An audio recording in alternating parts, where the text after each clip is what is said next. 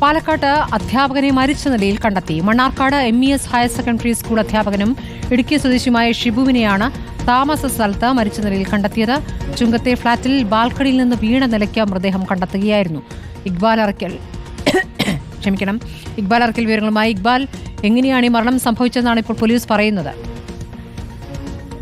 ഇന്ന് രാവിലെയാണ് ഇത്തരത്തിൽ Palakkad Mannarkkad MES higher secondary സ്കൂളിലെ അധ്യാപകനായിട്ടുള്ള ഷിബുവിനെ താമസ സ്ഥലത്ത് മരിച്ച നിലയിൽ കണ്ടെത്തുന്നത്. ഇടുക്കി സ്വദേശിയാണ് ഷിബു. മണ്ണാർക്കാട് ചുങ്കത്ത് ഒരു ഫ്ളാറ്റിലായിരുന്നു താമസം.